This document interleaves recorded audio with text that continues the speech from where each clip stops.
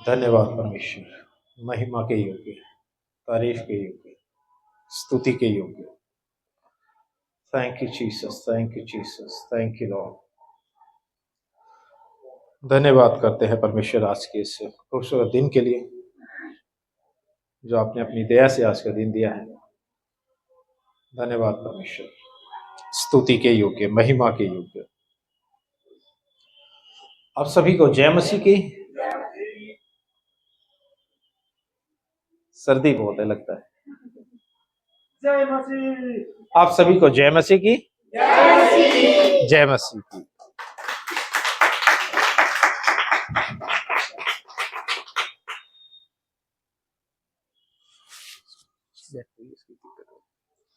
आइए हम अपने स्थानों से खड़े हो जाएंगे और सर्वशक्तिमान परमेश्वर जिन्होंने इस जगत और इस पूरी कायनात को बनाया, उस हम मालिक का, परमात्मा का, ईश्वर का हम धन्यवाद करेंगे और उसकी महिमा, उसकी स्तुति के लिए हम उसका धन्यवाद करेंगे। साथ ही जो लाइव जुड़ेंगे सोशल प्लेटफॉर्म के माध्यम से, लाइव या इसके साथ ही रिकॉर्डेड भी, उनका भी स्वागत करते हैं और सबको जय मसीह की बोलते हैं। आइए सर्वशक्तिमान परमेश्वर का हम धन्यवाद करते हैं और जिन्होंने आज का दिन दिया है मेरे प्रियो। Thank you Jesus, thank you Lord.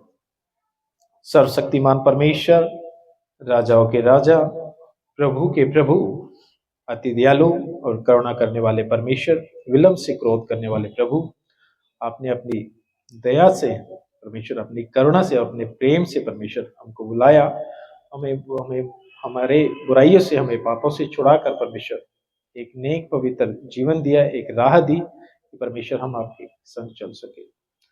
प्रभु धन्यवाद करते हैं कि पूरा सप्ताह आपने संभाला, एक सप्ताह का एक दिन प्रभु जी हम इकट्ठे होकर तमाम भाई बहन अजीज आपको महिमा दे पाते हैं। परमेश्वर क्या ही सुहावना है प्रभु, हम आपका धन्यवाद करते हैं। प्रभु जी जब हमारे दिनों में परमेश्वर, प्रभु जी जब हम अपने घरों में होते हैं, अपने काम धंधे रोजगार में होते हैं, प्रभु जी हम आपका कोटि कोटि धन्यवाद करते हैं परमेश्वर, क्यों परमेश्वर आप हर एक बुराई से, हर एक शैतान की मनसा से हमें बचाकर और छुड़ा के रखते हैं। प्रभु जी धन्यवाद करते हैं, आपके अद्भुत ज्ञान के लिए हम धन्यवाद करते हैं प्रभु, आपकी बड़ी बड़ाई करते हैं। तमाम जो भजन हो चुके हैं उनके लिए प्रभु आपको धन्यवाद, क्योंकि परमेश्वर सब लोग मिलकर आपकी महिमा गाते हैं, प्रशंसा करते हैं, बड़ाई करते हैं। खुदावंद आप इसके योग्य है। तमाम गवाही के लिए हम धन्यवाद करते हैं प्रभु जी, जो हमारे जीवनों में होती हैं, जो हमें परमेश्वर आप एजुकेट करते हैं, सिखाते हैं परमेश्वर, प्रभु हम उसके लिए भी आपका धन्यवाद करते हैं। तमाम जो वचन है परमेश्वर, तमाम गवाहियाँ प्रभु आपको बहाने वाली हो प्रभु जी, और आज के विषय के लिए भी हम धन्यवाद करते हैं स्वामी, जो आपने दिया परमेश्वर, उस विषय के द्वारा हमें एजुकेट करें, हमें शिक्षित करें, हमें सिखाए परमेश्वर, हम आपका धन्यवाद करते हैं, आपकी बड़ी बड़ाई करते हैं स्वामी। यह कहते हैं कि आप महान, आज के वचन से परमेश्वर हमें एजुकेट करें और प्रभु जी आगे के समय को परमेश्वर आपके महान पवित्र हाथों में सौंपता हूँ।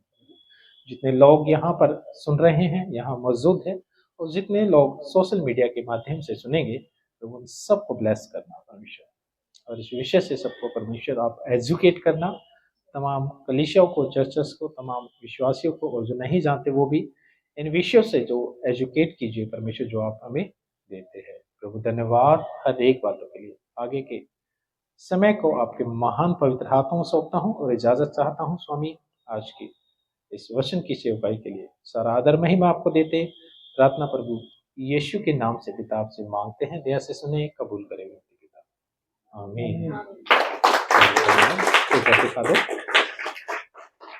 ये दिल्ली चर्च है, दिल्ली कलीसिया, और आपका स्वागत करते हैं। साथ ही जो लोग लाइव सुनते हैं, आप भी हमारे साथ मिलकर क्या है संगति करना चाहते हैं, तो जरूर अपने कमेंट बॉक्स में अपने क्या है कमेंट्स छोड़ सकते हैं, राय छोड़ सकते हैं।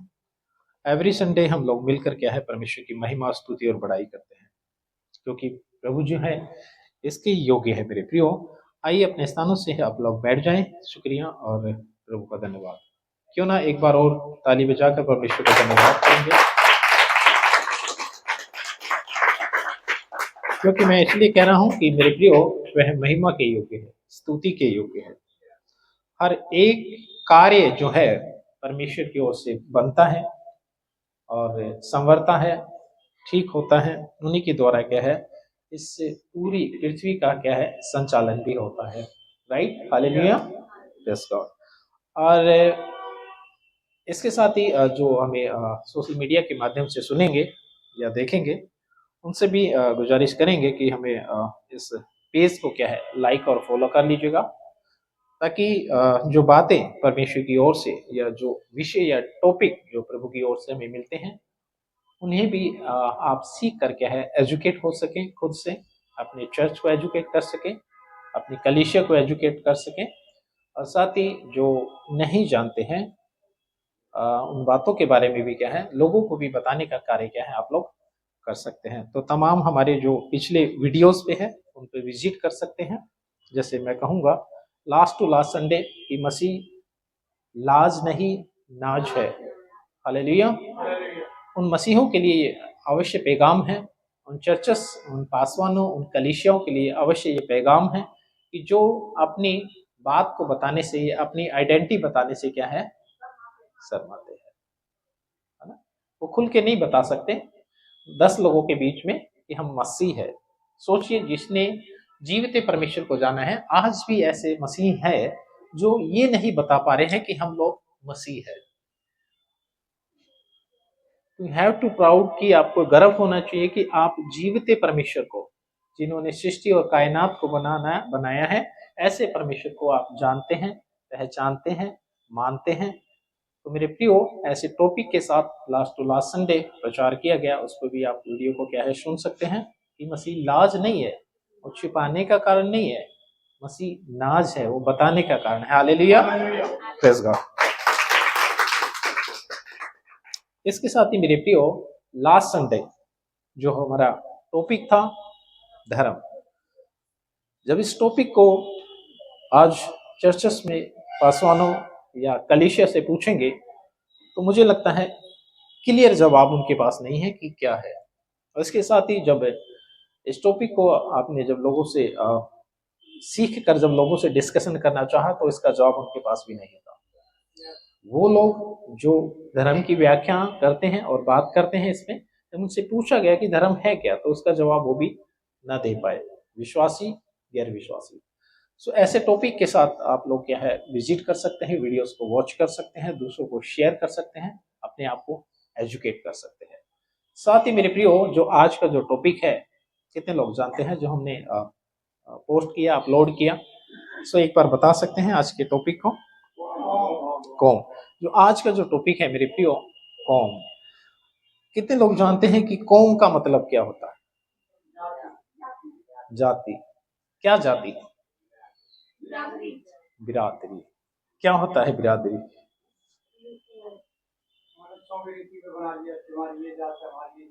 ओके।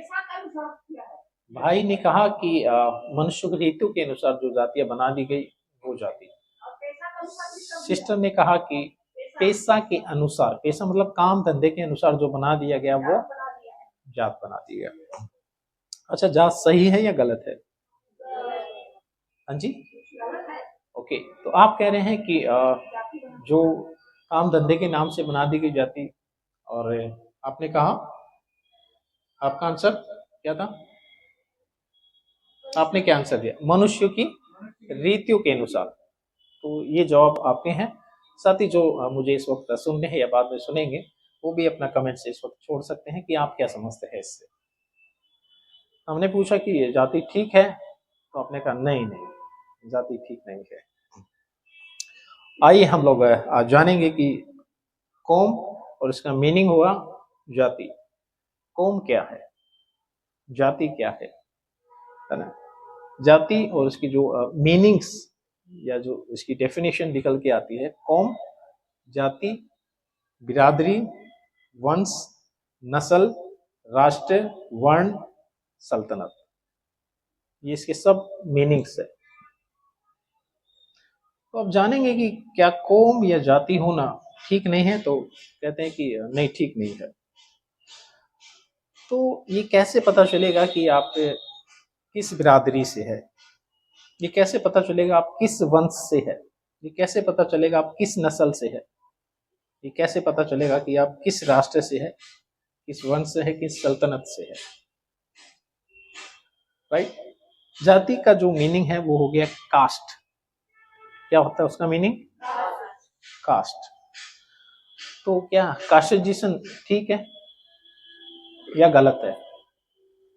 हाँ, गलत है। आपने कहा कि जो कास्ट है, वो जाति है, वो गलत है। जातियां क्यों बनी?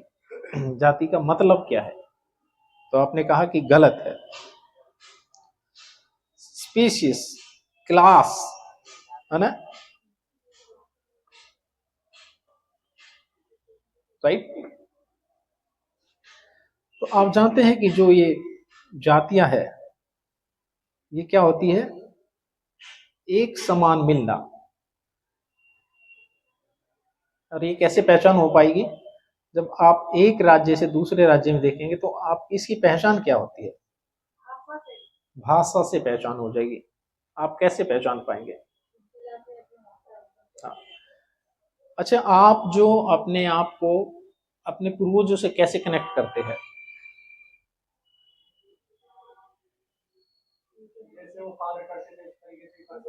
आप कहते हैं कि जैसे वो कार्य करते थे। नहीं, आप अपने वंश की पहचान कैसे बता सकते हैं?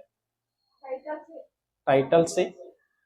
तो कई जगह जो जातियां होती है वो नेम से मिलते जुलते, सरनेम से, टाइटल से मिलते जुलते, ये सब क्या है, हम क्या है बता पाते हैं।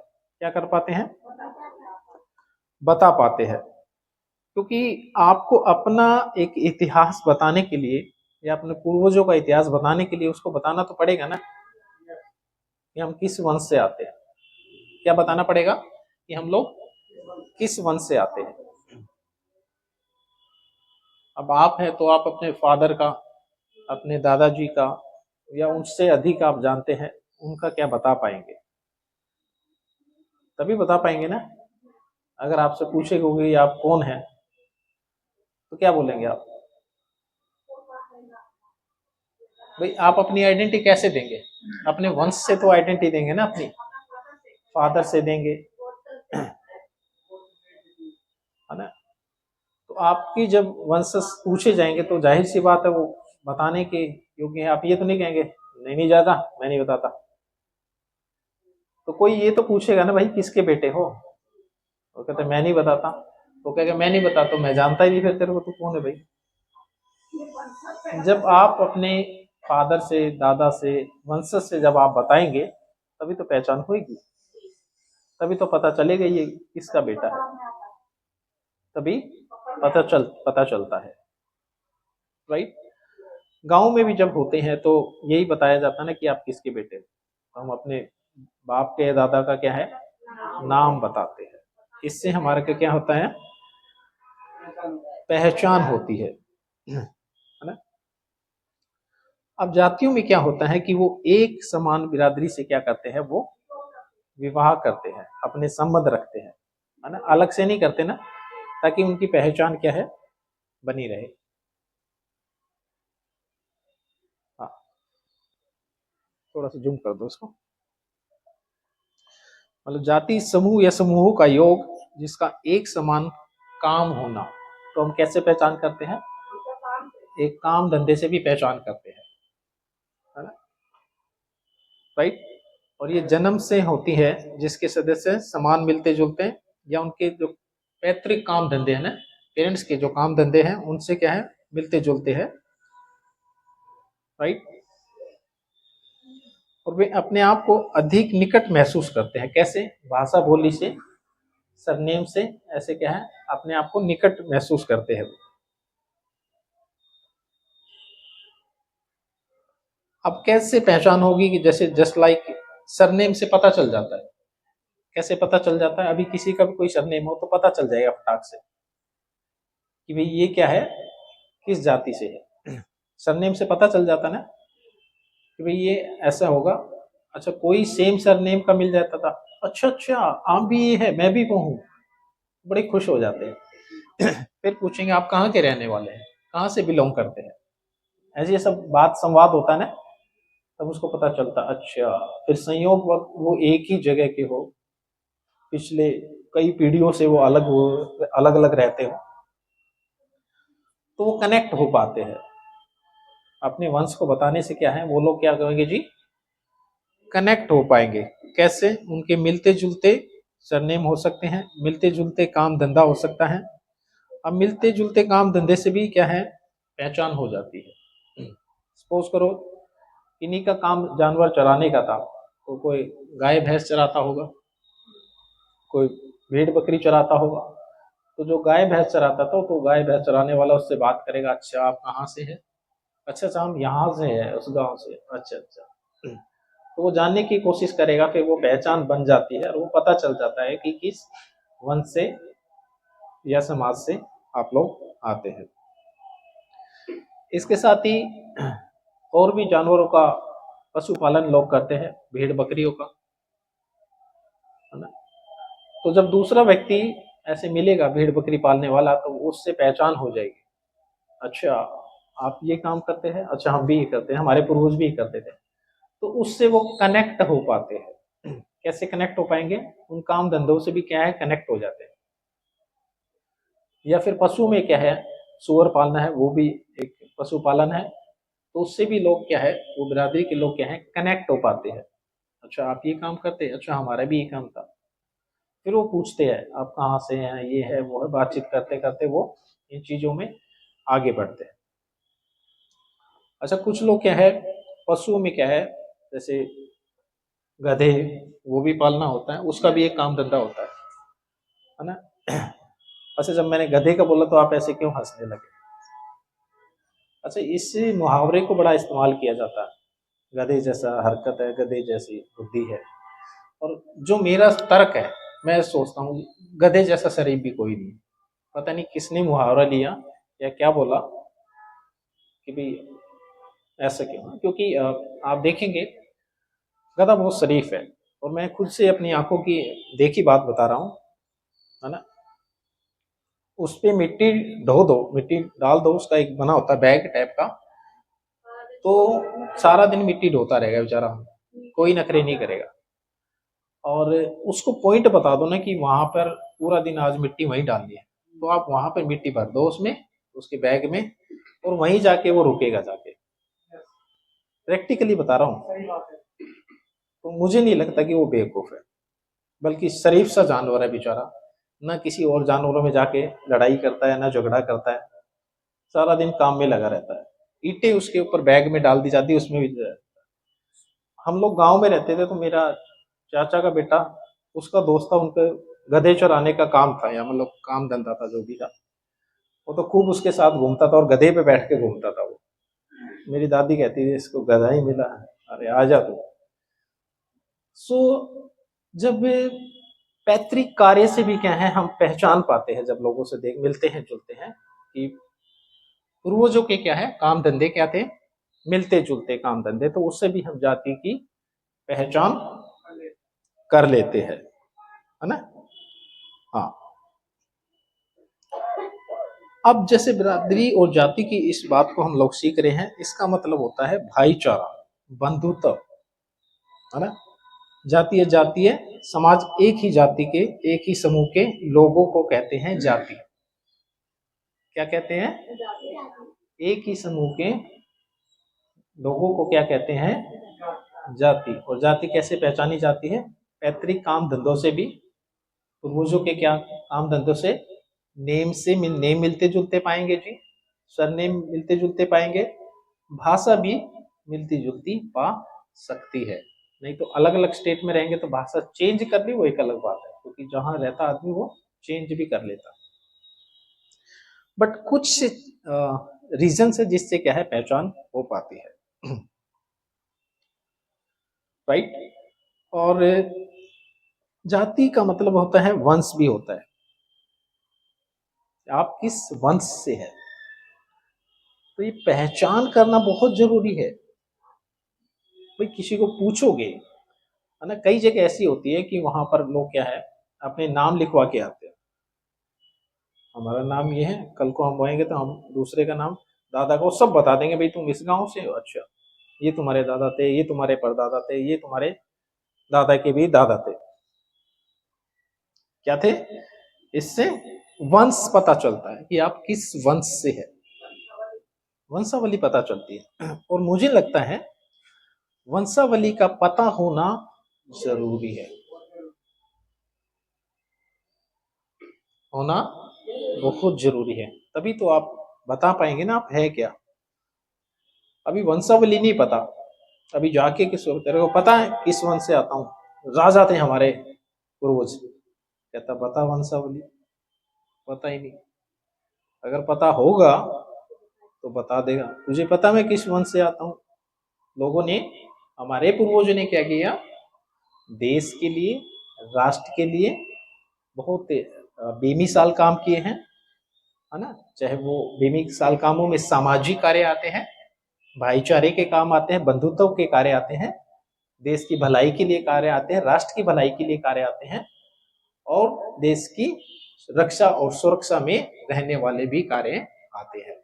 आप इसे पुलिस कहिए, डिफेंस कहिए, आर्मी कहिएगा, तभी तो हम बता पाएंगे ना कि हमारे पूर्वजों ने क्या है, देश के लिए शहादत दी है। तो ये गर्व की बात है।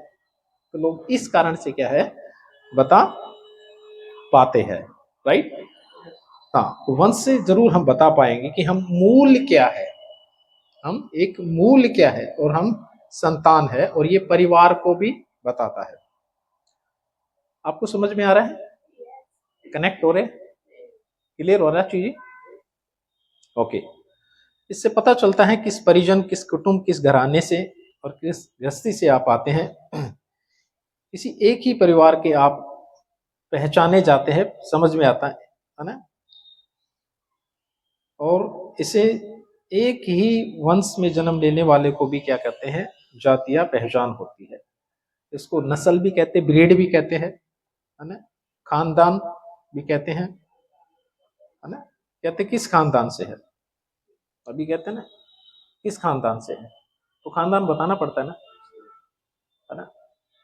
अच्छे अच्छे काम करने वाले, जैसे मैं अभी गिना रहा था, तब आप बताएंगे ना अपने बाप दादा के बारे में, अच्छा आप इस जगह से हैं, अच्छा आप उनके बेटा हैं, बेटी हैं, पोते हैं, पोती हैं, बड़े अच्छे आप, होता है ना।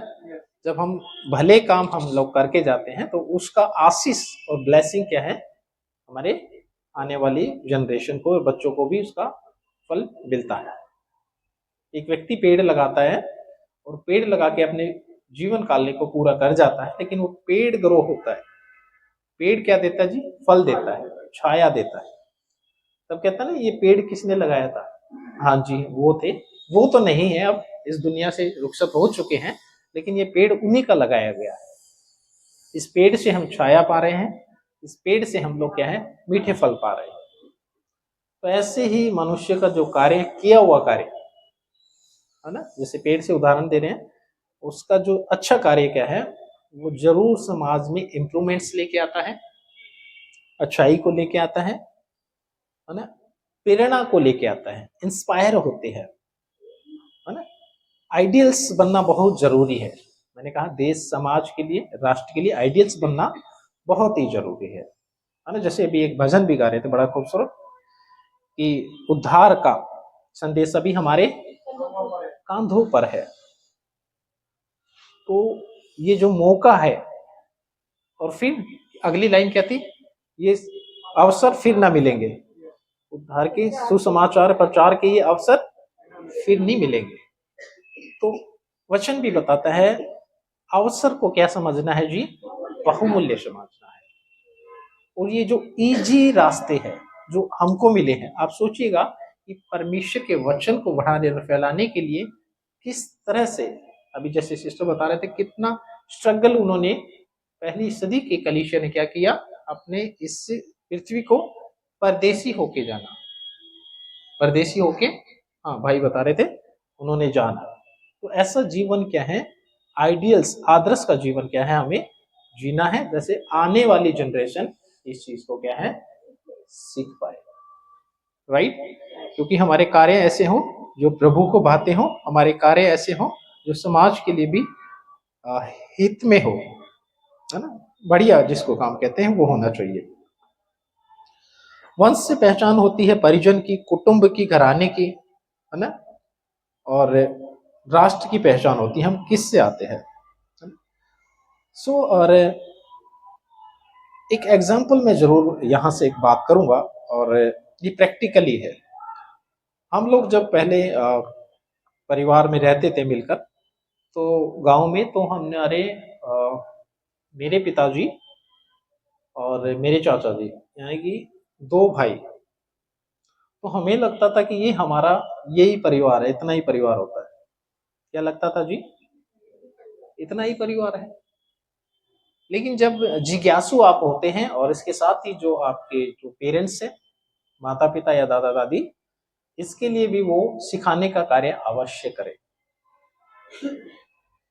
तब उन्होंने पूछा या मैंने जाना, उन्होंने कहा कि हमारा परिवार और भी है। ये एजुकेशन देने का काम क्या है? कहते हैं पहली शिक्षा जो है वो घर से मिलती है, और अच्छी तालीम देने का कार्य क्या है? पेरेंट्स का होना चाहिए। उन्होंने कहा सिर्फ हम ये दो घर नहीं है, हमारे और भी परिवार है। मैंने कहा कैसे? उन्होंने कहा कि जो आपके दादाजी है वो 3 भाई है। कितने भाई? 3 भाई। मैंने फिर सोचा अच्छा परिवार बड़ा है, इसका मतलब गांव में हमारा। तो अब उन 3 भाइयों के बच्चे भी है, किसी के 4, तो किसी के 5, किसी के 2। तो ऐसे मुझे पता चला कि हमारे दादाजी के 3 भाई है। अभी तो पिताजी तक पता था ना, पिताजी और चाचा जी, बस ये परिवार है हमारा, बाकी से हमें क्या लेना देना। लेकिन नहीं, मुझे बताया गया कि हमारा परिवार और भी है, और हमारा परिवार क्या है? दादाजी के 3 भाई, उन तीनों की औलाद भी हमारा परिवार है। ओके, ये जानकारी हुई। इसके साथ ही जानकारी हुई, हमारे जो परदादा है वो 7 भाई है। कितने भाई जी? 7 भाई। और जिन लोगों के बीच में मैं सोचता था कि भाई मैं और मेरे चाचा ये परिवार है, फिर पता चला मेरे दादाजी 3 भाई, अच्छा ये परिवार है। फिर मुझे पता चला इससे बढ़कर कि हमारे जो परदादा जी हैं वो 7 भाई है। तो फिर मुझे पता चला कि अपने घर से दायरा बढ़ता बढ़ता दायरा आगे बढ़ गया। दायरा उस गली से, घर से निकल के दायरा बढ़ गया जी। हाँ, फिर मैंने देखा अच्छा ये सब जो लोग हैं ना, अब सोचिएगा कि 7 लोगों का परिवार कितना बड़ा हो गया होगा। परदादा के उनकी बता रहा हूं मैं। तो फिर मैंने देखा अच्छा ये भी हमारा घर है, ये भी हमारा परिवार है, ये भी हमारा परिवार है, ये भी हमारा परिवार है। इसकी जानकारी नहीं थी, तो मैंने कहा इसकी जानकारी होना आवश्य है। अब इसकी जानकारी होने से क्या है? आदमी के अंदर प्रेम आता है, अपनापन आता है ना, तहजीब आती है। और जिस पॉइंट को मैं अभी बताने जा रहा हूं, जब आज भी गांव के अंदर ये सारी क्या है, इसको कहेंगे एक भलाई है। एक कहावत आपने सुना होगा कि गांव की बहन बेटी अपनी बहन बेटी है, राइट। और पहले पड़ोस में ये कहा जाता था कि जो पड़ोस होता है वो अपना घर होता है, अपना परिवार होता है। परिवार की, पड़ोस की जो बहन बेटी है वो हमारी बहन बेटी है, यही बोला जाता था ना। लेकिन मैं आज आपको बताना चाहता हूं, आज दुनिया के अंदर इतनी बुराई, इतनी पाप इस कदर से बढ़ गया है कि आज ना तो पड़ोस का व्यक्ति पड़ोस में सेफ है, मतलब महिला या लड़कियां सेफ नहीं है, आप जा नहीं सकते। और मैं अपनी तरफ से नहीं कह रहा हूं, ये मीडिया के ही आंकड़े बताते हैं। आप न्यूज़पेपर के द्वारा पढ़ लीजिएगा, आज जो न्यूज आती है उसमें या पेपर के द्वारा क्या है, ये चीजों को आपको सुनने को आराम से मिल जाएगी। आज पड़ोसी को पड़ोसी देख के जल रहा है, क्या कर रहे हैं? आज परिवार को परिवार देख के जल रहा है, से चिढ़ रहा है। आज किस तरह से सोच बदल गई है, पड़ोसी को दिखाना है, पड़ोसी को चिढ़ाना है, ये मानसिकता बन गई। पहले ये मानसिकता थी कि मैं, खुशी मिली है मुझे तो मैं इस खुशी को अपने पड़ोसी के साथ भी बांटूंगा। और वो पड़ोसी मिल करके है उस खुशी को और आनंद को मनाया करते थे। तो यहां से एक बात को मैं कहना चाह रहा हूं कि जब आप ऐसी तालीम को पाते हैं या आप देते हैं या दोहराते हैं तो उससे ये पता चलता है कि भाई ये जो हमारा पड़ोस है हमारा जस्ट लाइक फैमिली है, परिवार है ना। अब आप सोचो, एक मैं बात बताऊंगा और वो बिल्कुल प्रैक्टिकली बात है, बिल्कुल अलग बात नहीं है। अगर आप ये ना समझाए, ये ना सिखाए अपने अजीजों को या अपने बच्चों को कि पड़ोस हमारा अपना है, हम सब भाई बहन हैं, है ना, उनकी बहनें बेटियां हमारी बहनें बेटियां हैं और इस तरह से हमारी बहन बेटियां उनकी बहन बेटियां हैं, तो समझिएगा कि आज बुराई इस कदर है कि पड़ोस का व्यक्ति पड़ोस की लड़की को लेके भाग जाता है। मतलब उसने समझा ही नहीं कि हम लोग वी आर दी फैमिली। तो बताने से क्या फायदा हुआ कि हमारे को ये ज्ञान हुआ कि ये जितने भी आस पड़ोस में जो लोग रह रहे हैं ना, ये कौन है, हमारे भाई बहन है। भाई बहन पता चलने से क्या हुआ, बुराई की तरफ ध्यान नहीं गया। क्योंकि एक जनरल बात बता रहा हूं मैं, जो लोगों के अंदर और एक ऐसी अवस्था आती है किशोरावस्था, एक युवा अवस्था ऐसी आती है जो आदमी को क्या है, इधर उधर के माहौल से या गलत संगति से ये अवसर मिलते हैं कि वो बुराई की तरफ देखे। लेकिन जैसे ये बता दिया जाता है कि सब लोग हम परिवार हैं, तो उसके द्वारा क्या है, आदमी फिर बुराई की तरफ नहीं देखता। वो कहते हैं हम सब लोग क्या है, परिवार है और हम लोग सब क्या है, एक ही है।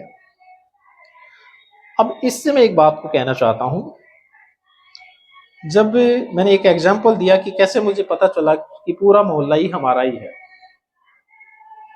राइट। और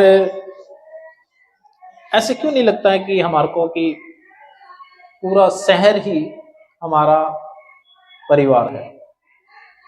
ऐसे क्यों नहीं लगता है कि हमारा जो पूरा देश और राष्ट्र ही हमारा परिवार है और हम सब लोग क्या है, भाई बहन है,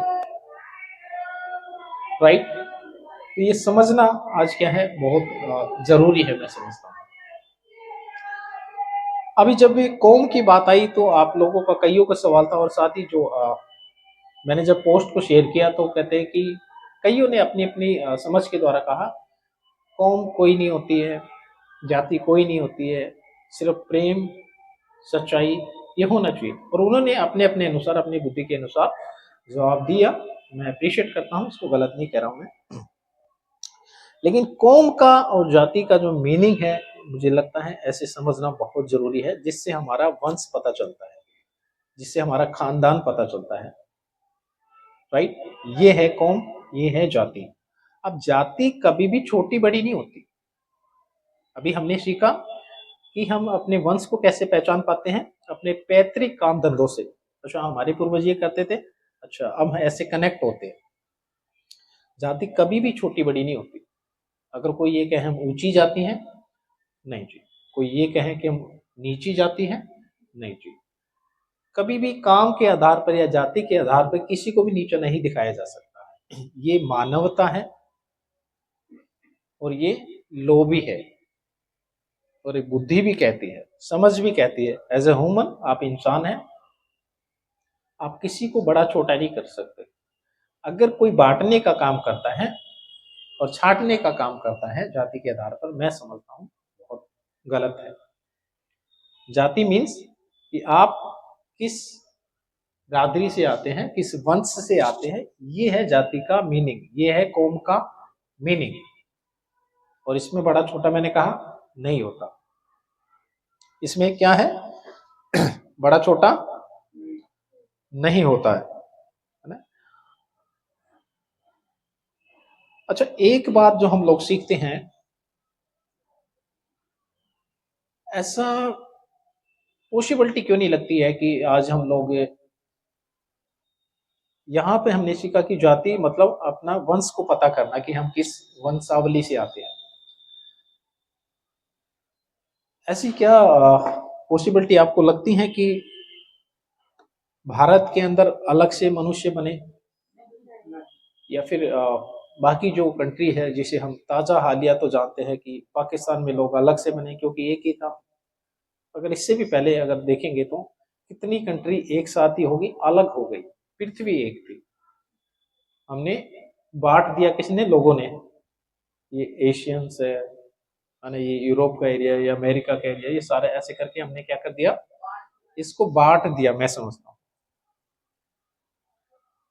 इंसान वजूद में कब आया, उस परमात्मा ने इंसान को भेजा, और मुझे लगता है उस परमात्मा ने अलग अलग करके तो नहीं भेजा होगा कि इस हिस्से में मैं इतने इंसान उतार देता हूँ और इस हिस्से में मैं इतने इंसान उतार देता हूँ। इसकी पॉसिबिलिटी मुझे कम लगती है। धर्म शास्त्र या धर्म के ज्ञानी जो है अलग अलग व्याख्या करते हैं। मनुष्य पृथ्वी पे इतने हैं वर्ष से आया, साइंस अलग अलग अपनी व्याख्या देती है कि मनुष्य का जो वजूद है इस पृथ्वी के ऊपर इतने टाइम से आया। मैटर वो नहीं है, मैटर ये है कि क्या हम एक ही माता पिता से उत्पन्न होकर इस पृथ्वी पे बढ़े या फैले, या फिर अलग अलग 50-100 लोग उधर ठहराए होंगे, 50-100 लोग अलग कंट्री में ठहरा दिए होंगे, उधर ठहरा दिए। तो इसकी संभावना मुझे कम लगती है। क्या लगती है जी? इसकी संभावना मुझे कम लगती है कि ऐसा हुआ होगा। आइए और परमेश्वर के वचन के द्वारा हम लोग कुछ बातों को क्या है सीखने जा रहे हैं। हम पढ़ेंगे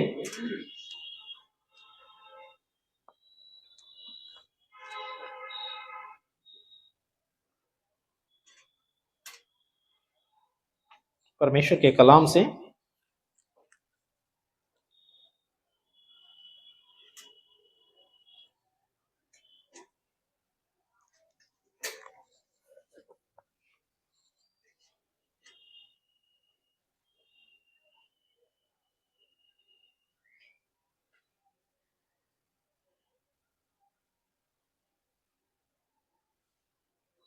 हाँ जी। और जब हम गौर करते हैं उत्पत्ति और 16, जब हम एक बार इसका निकाल लेंगे, 16 का 5 से हम लोग 10 पढ़ेंगे।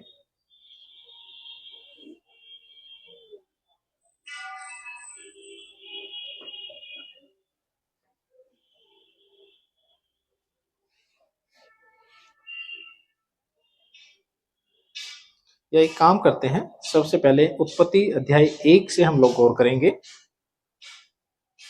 और 26 से लेकर क्या है 28 तक पढ़ेंगे। हाँ जी। आदि में परमेश्वर ने आकाश और पृथ्वी की सृष्टि की। हाँ, तो उत्पत्ति अध्याय 1 आयत नंबर 1 हमने पढ़ा और हम 26 से लेकर 28 इसका गौर करेंगे। और इससे आगे जब हम लोग पढ़ते जाते हैं, परमेश्वर ने हर चीज को बनाया, यहाँ पर सृष्टि की रचना है, जीव जंतु की रचना है। 26 से गौर करेंगे। फिर परमेश्वर ने कहा, हम मनुष्य को अपने स्वरूप के अनुसार अपनी समानता में बनाए। ओके। और वे समुद्र की मछलियों और आकाश के पक्षियों और घरेलू पशुओं और सारी पृथ्वी पर और सब रेंगने वाले जंतुओं पर जो पृथ्वी पर रेंगते हैं अधिकार रखें। अच्छा, एक बात हम गौर करेंगे। अभी हम जेनेसिस इस शास्त्र से, परमेश्वर के कलाम से हम लोग सीख रहे हैं, पहली पुस्तक का पहला चैप्टर और वर्ष नंबर 1 पढ़ा। फिर अभी 26 से हम लोग पढ़ रहे हैं।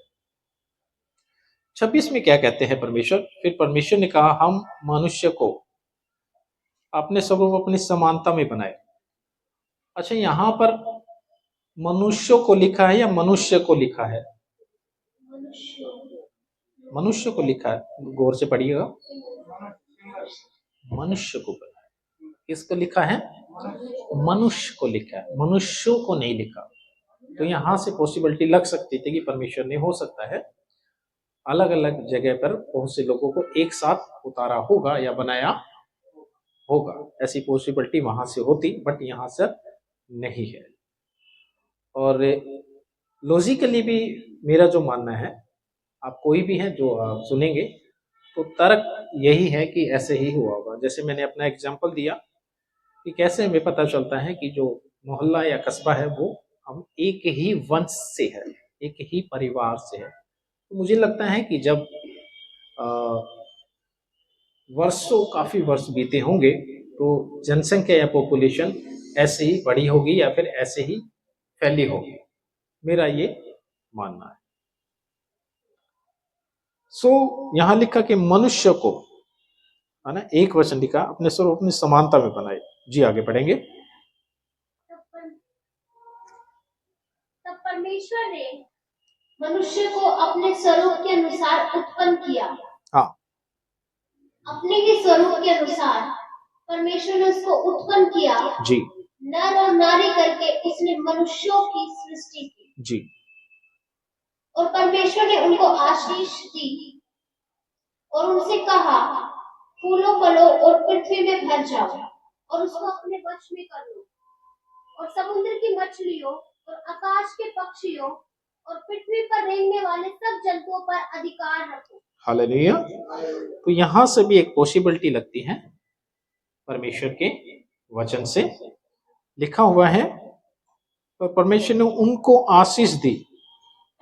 ठीक है, आशीष दी और कहा उनसे, फूलो फलो और पृथ्वी में भर जाओ। हालेलुया। तो ये क्लियर यहां से चीज भी हो जाती है, बाइबल के अनुसार भी चीज क्लियर हो जाती। क्या क्लियर हुआ? फूलो फलो और पृथ्वी में भर जाओ,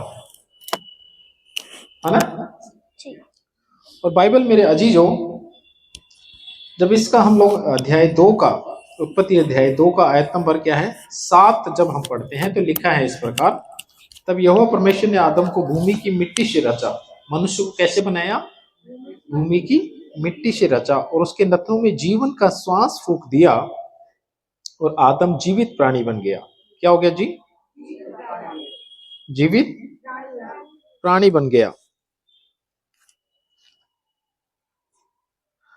आयत नंबर जब 18 जब हम गौर करते हैं, फिर यहोवा परमेश्वर ने कहा, आदम का अकेला रहना अच्छा नहीं, मैं उसके लिए एक ऐसा सहायक बनाऊंगा जो उससे मेल खाए। और यहोवा परमेश्वर ने भूमि में से सब जाति मैंने पशु आकाश के सब भांति के पशु को रचकर आदम के पास ले आए कि मैं देखे उनका क्या क्या नाम रखता है। तो पशुओं का, पक्षियों का जो नाम है, परमेश्वर ने मनुष्य को ये सामर्थ्य दिया, अधिकार दिया कि वो उनके नाम रखे। ये मनुष्य के नाम रखे हुए,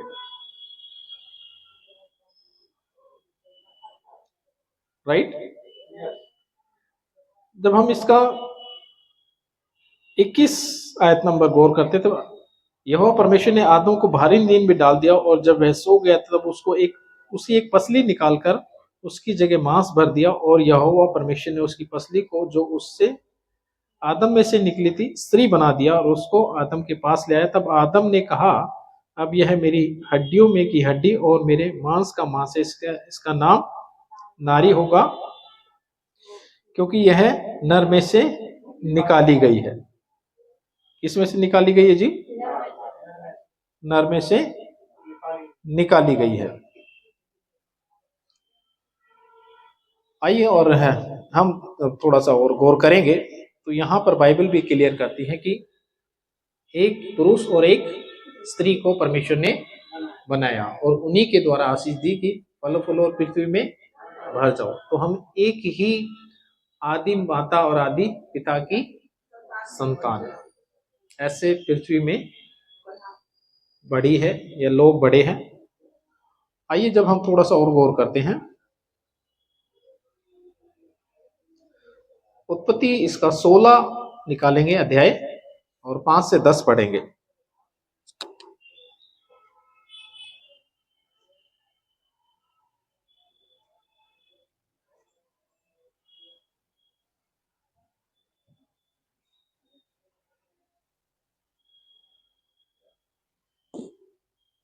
हाँ, अध्याय 16। तब सारे ने अब्राहम से कहा, जो मुझ पर उपद्रव हुआ वह तेरे ही सिर पर हो। हाँ, मैंने तो अपनी दासी को तेरी पत्नी कर दिया। हाँ, तो थोड़ा सा हम समझ पाएंगे कि परमेश्वर ने आदम को बनाया और उसमें से उसकी पसली निकालकर स्त्री को बनाया जिसका नाम उसने क्या रखा, हवा रखा था, आदम और हवा, और इंग्लिश में एडम एंड ईव। जी पढ़ेंगे। मैंने तो अपनी दासी को तेरी पत्नी कर दिया, हाँ पर जब उसने जाना कि वह गर्भवती है, हाँ तब वह मुझे तुच्छ समझने लगी। हाँ इसलिए यहोवा मेरे और तेरे बीच में न्याय करे। हाँ अब्राहम ने सारे से कहा, देख तेरी दासी तेरे वश में है, जी, जैसा तुझे भला लगे हाँ वैसा ही उसके साथ कर। वैसा ही उसके साथ कर, ठीक है। तब सारे उसको दुख देने लगी, ओके, और वह उसके सामने से भाग गई। हाँ तब यहोवा के दूत ने उसको जंगल में शूर के मार्ग पर चल के एक तोते के पास पाकर कहा, हाँ हे सारे की दासी हाजिरा, तू कहाँ से आती और कहाँ को जाती है? हाँ जी, उसने कहा, मैं अपनी स्वामिनी सारे के सामने से भाग आई हूँ। हाँ यहोवा के दूत ने उससे कहा, अपनी स्वामिनी के पास लौट जा, हाँ और उसके वश में रह। जी, और यहोवा के दूत ने उससे यह भी कहा, मैं तेरे वंश को बहुत बढ़ाऊंगा। क्या करेंगे, बहुत ही बढ़ाऊंगा, बढ़ाऊंगा। हाँ यहाँ तक कि बहुतायत के कारण उसकी गणना ना हो सकेगी। हाँ और यहोवा के दूत ने उससे कहा, हाँ देख तू गर्भवती है और पुत्र जनेगी, तू उसका नाम इश्माएल रखना, हाँ क्योंकि यहोवा ने तेरे दुख का हाल सुन लिया है। हाँ और वह मनुष्य हाँ बनेले गधे के समान होगा। हाँ उसका हाथ सबके विरुद्ध उठेगा, हाँ और सबके हाथ उसके विरुद्ध उठेंगे, हाँ और वह अपने सब भाई बंधुओं के मध्य में बसा रहेगा। हाँ, हालेलुया। और यहाँ से जो सारा है उसकी दासी का जिक्र हो रहा है, किसका, हाजिरा का। और वो क्या कर रही थी, वो अपनी स्वामिनी को क्या समझ रही थी, तुच्छ जान रही थी। क्यों तुच्छ जान रही थी, क्योंकि उसको वो गर्भवती, क्योंकि सारा जो है वो बांझ थी। तो उसको क्या किया, उसने अपनी स्वामिनी को तुच्छ जानना समझ लिया कि देखो मैं तो बच्चा उत्पन्न करूंगी और इससे बच्चा उत्पन्न नहीं हो रहा है। तो यहाँ पर ये घटना है, ये यहाँ पर क्या है, यहाँ से अब्राहम को क्या किया इसने, बताइए बात, राइट। हाँ, तो उसने कहा जैसे तुझे ठीक लगे वैसा कर। और यहाँ पर यहोवा के, जब वो हाजिरा वहां से चली गई तो यहोवा के दूत ने कहा कि अपने स्वामिनी के पास फिर से क्या करो, लौट जाओ, और मैं तेरे वंश को, क्या जी, वंश, अभी जब हम लोग सीख रहे थे ना, कौम जाति वंश, वंश को, वंश का मतलब है कि जो इस्माइल से चलेगा। यस, वंश का मतलब जाति कौम क्या हुआ, इससे जो चलेगा, मूल पुरुष है, मूल पुरुष कह सकते हैं। तो ऐसे क्या है, जाति भी क्या है, मूल पुरुष से स्टार्ट होती है। और मैंने कहा, क्लियर किया, जाति बड़ी छोटी नहीं होती, जाति बड़ी छोटी नहीं है, ये आपके मूल को बता रही है, ये आपके स्टार्टिंग को बता रही है, ये आपके बेस को बता रही है। तो जाति के बिहाव पर किसी को नीचा दिखाना या अपने आप को सर्वश्रेष्ठ समझना कहीं तक जायज नहीं। जाति का मतलब होता है कि आप अपने मूल को पहचान रहे हैं और उसको बता पा रहे हैं। जाति के नाम पर ऊंचे नीचे नहीं दिखाया जा सकता, जाति के नाम पर हिंसा भी नहीं की जा सकती है। तो उसका कारण क्या है मैं बताऊंगा, फिर क्यों नहीं की जा सकती, क्यों नहीं करनी चाहिए। Of course we are the, हम एक ही तो फैमिली है, और जाति के नाम पर हिंसा, धर्म के नाम पर हिंसा, जिसे हम बता चुके कि धर्म है क्या, लेकिन सबने अपने अपने धर्म रख लिए, उसके नाम पर हिंसा, एक दूसरे के धर्म को नीचा दिखाना। तो धर्म के बारे में वो जानते ही नहीं है कि धर्म है क्या। आज जाति के नाम पर भी हिंसा, तो ये कतई ठीक नहीं है। जब हम समझते हैं कि जब हम एक ही माता पिता के वंशज हैं, एक ही हमारे जो मूल है वो एक ही है, तो फिर लड़ाई कहाँ रह जाती है। हिंसा कहाँ रह जाती है, बुराई कहाँ रह जाती है, पाप क्यों आता है? तो मैं समझता हूँ नासमझी के कारण क्या है, लोग इन चीजों क्यों कर रहे हैं। और नासमझी का ही कारण हुआ आज पड़ोसी पड़ोसी को प्रेम नहीं कर रहा है। लेकिन परमेश्वर का कलाम कहता है तू अपने पड़ोसी को अपने समान प्रेम कर। अपने समान प्रेम मतलब जैसे हम प्रेम करते हैं अपने अजीजों को और ऐसे अपने भाई बहनों को समझते हैं, ऐसे अपने पड़ोसी के बच्चों को भी अपने भाई बहनों के समान, बच्चों के समान समझना चाहिए। पड़ोसी से चिढ़ना नहीं चाहिए, पड़ोसी की भलाई करनी चाहिए, है ना। अगर तेरा पड़ोसी भूखा है तो उसको खाना दे, उसकी हेल्प कर, उससे पूछ, उससे, राइट जी। तो वंश पता चलता है। आगे इस्माइल का भी क्या है, परमेश्वर के दूत ने कहा कि तेरे वंश को बढ़ाऊंगा। क्या बोला जी? वंश को बढ़ाऊंगा। जब हम पढ़ते हैं और इसका जेनेसिस का 21 एक बार गौर करेंगे, 21 आयत नंबर 9 से 13। तब सारा को मिस्री हाजिरा का पुत्र जो अब्राहम से उत्पन्न हुआ था हंसी करता हुआ दिखाई पड़ा। अच्छा, अभी फिर से एक बात को हम लोग सीखने जा रहे हैं। क्या सीखने जा रहे हैं? तब सारा को मिस्री हाजिरा का पुत्र, उसका नाम इस्माइल, आप जान चुके हैं, वो क्या करता हुआ मिला? हंसी। और इससे पीछे हम लोग जो पढ़ रहे थे 16 में क्या कर रहा था? हाजिरा अपनी ही स्वामिनी को तुच्छ जान रही है। तो यहाँ पर समझने वाली बात है, हाजिरा और उसका पुत्र जो है वो अपनी ही स्वामिनी को क्या समझ रहे थे? तुच्छ जान रहे थे, हंसी उड़ा रहे थे उसकी। हाँ जी। हंसी करता हुआ दिखाई पड़ा, इस कारण उसने अब्राहम से कहा इस दासी को पुत्र सहित निकाल दे। हाँ, क्योंकि अभी यहाँ से इतना पढ़ेंगे तो पीछे का समझ में नहीं आएगा, पीछे का समझेंगे तो आगे का समझ में नहीं आएगा। हंसी करता हुआ पुत्र नजर आया, लेकिन इसकी माँ समेत क्यों निकाल दे? क्योंकि पीछे हम लोग पढ़ चुके हैं, क्योंकि वो अपनी ही स्वामिनी को क्या समझ रही थी? तुच्छ जान रही। जिस स्वामिनी ने उसको अब्राहम की पत्नी होने के लिए दिया, उसी को क्या कर रही थी? तुच्छ जान रही थी। तो इसलिए यहाँ पर कहा हंसी करता दिखाई दिया, इस कारण उसने अब्राहम से कहा कि इस दासी को पुत्र सहित, इस दासी को पुत्र सहित निकाल दे। राइट? हाँ जी। इस दासी को पुत्र सहित निकाल दे, क्योंकि इस दासी का पुत्र मेरे पुत्र इसहाक के साथ भागी नहीं होगा। क्योंकि इनके जो बातें हैं, इनके जो अवगुण पहले ही पता चल गए। राइट? तो ये इस तरह से हमारे साथ भागीदार नहीं होंगे। हाँ जी। यह बात अब्राहम को अपने पुत्र के कारण बहुत बुरी लगी जी। परंतु परमेश्वर ने अब्राहम से कहा उस लड़के और अपनी दासी के कारण तुझे बुरा ना लगे। हाँ, देखिए यहाँ पर अब्राहम को समझाने के लिए खुद परमेश्वर को बताना पड़ा या इंटरफेयर करना पड़ा, क्योंकि ये बात उसको बुरी लग रही है कि मेरे बेटे को निकाल दे।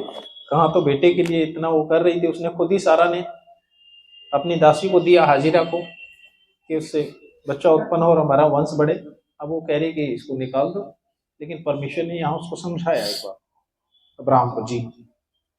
जो बात सारा तुझसे कहे उसे मान। हाँ। क्योंकि जो तेरा वंश कहलाएगा हाँ। वह इसहाक ही से चलेगा। हालेलुया। तो एक परमेश्वर की योजना थी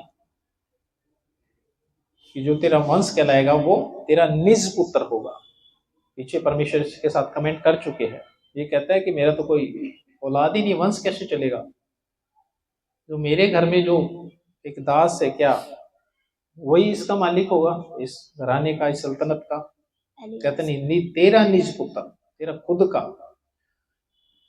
है ना।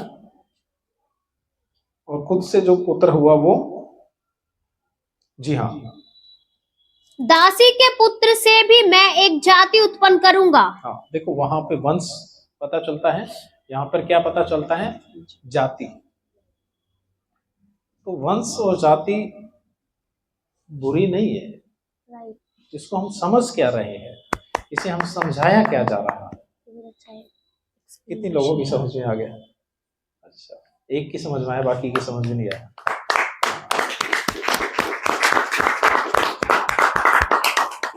अच्छा, एक तो देख के ताली बजा रहे हो या समझ में आया वाक्य में ताली बजा रहे हो? ओके। लेकिन इसकी जो डेफिनेशन है जाति की, वो गलत तरीके से बयान कर दी जाती है। आज जाति को बताने के लिए कुछ लोग गर्व कर रहे हैं, लेकिन कुछ लोग क्या कर रहे हैं, छिपा रहे हैं, शर्मा रहे हैं।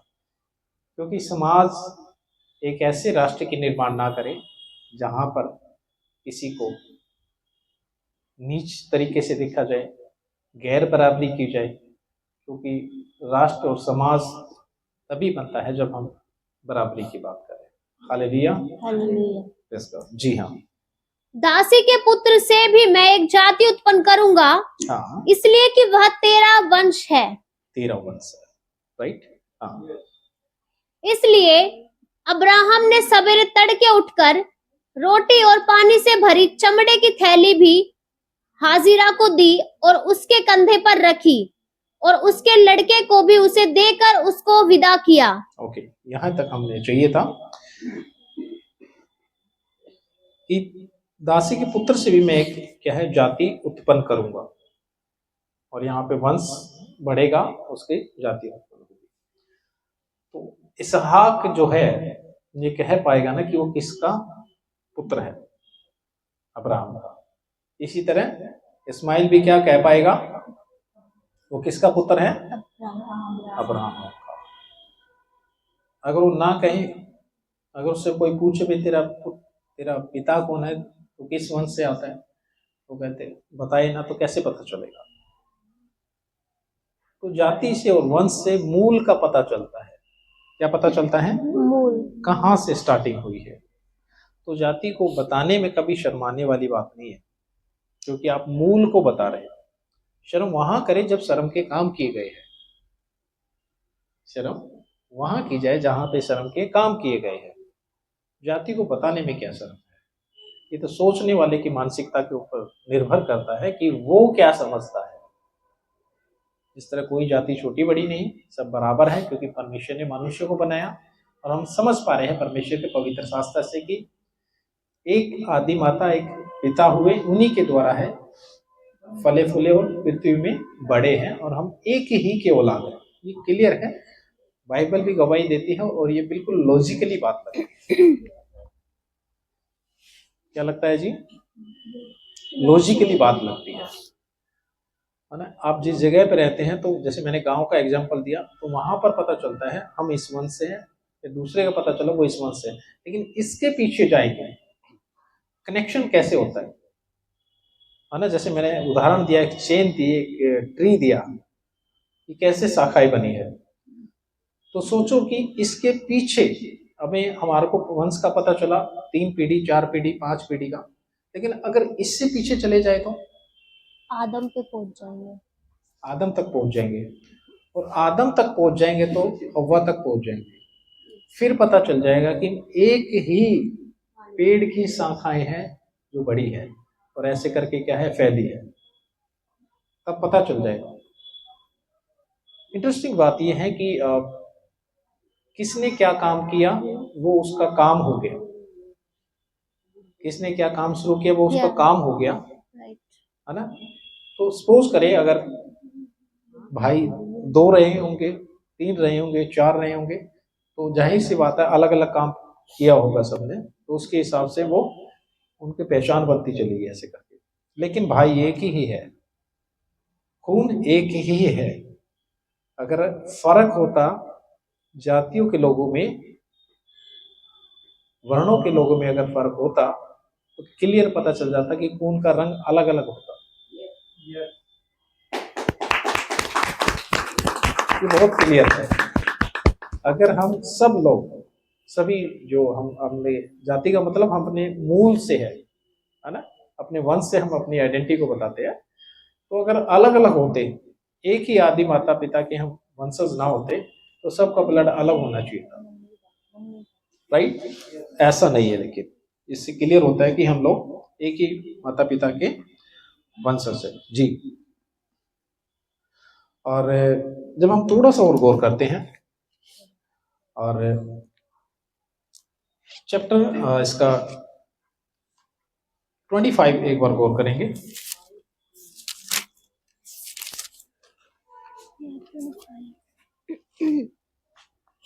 हाँ, 25 का हम लोग करते हैं 19 से जब गौर करते हैं। अब्राहम के पुत्र इसहाक की वंशावली यह है। अब्राहम से इसहाक उत्पन्न हुआ और इसहाक ने 40 वर्ष का होकर रिबका से, जो पद्दनराम के वासी अरामी बतूएल की बेटी और अरामी लबान की बहन थी, विवाह कर लिया।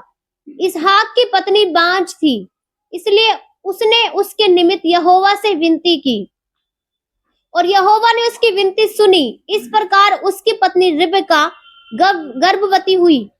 लड़के उसके गर्भ में आपस में लिपट के एक दूसरे को मारने लगे। तब उसने कहा, मेरी जो ऐसी ही दशा रहेगी तो मैं कैसे जीवित रहूंगी? और वह यहोवा की इच्छा पूछने को गई।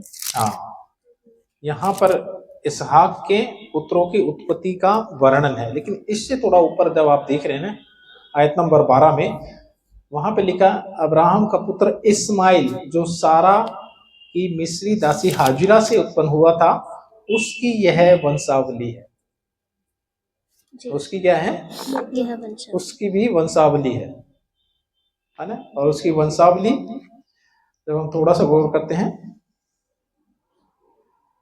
इस्माइल का जेठा पुत्र नबायो, फिर केदार, अदबेल, बिबसाम, तो ये है इसकी वंशावली। यहाँ पर हमको आराम से इजिली पढ़ने को मिल जाती है। जी आगे पढ़ेंगे। तब यहोवा ने उससे कहा, तेरे गर्भ में 2 जातियां हैं। क्या लिखा जी? तेरे गर्भ में 2 जातियां हैं। हाइलाइटिस जातियां क्या है? जातियां। हाँ, आगे।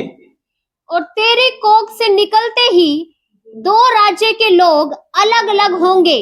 हाँ, 2 जातियां हैं और ये अलग अलग होंगे। अलग अलग कहाँ हो जाएंगे? राज्य, अलग अलग राज्य में हो जाएंगे। यानी क्या थे? भाई थे। क्या थे जी? भाई थे, लेकिन अलग अलग राज्यों में बसेंगे। अब अलग अलग राज्य में जब बसेंगे तो इनकी भी वंशावली आगे बढ़ेगी। फिर ये भी इधर उधर जाके रहना शुरू करेंगे, ये भी अपना अपना काम धंधा पकड़ेंगे। लेकिन अगर इस ऊपर जब पकड़ते हैं बात को, तो क्या होता? एक ही माँ से पैदा हुए थे और 2 सगे भाई थे। तो ये है वंशावली का क्या है? चार्ट कहिएगा। क्या है जी? ये वंशावली का चार्ट कहिएगा। और इसी पुस्तक में जब हम लोग पढ़ते हैं, और 48 एक बार हम निकालेंगे इसका।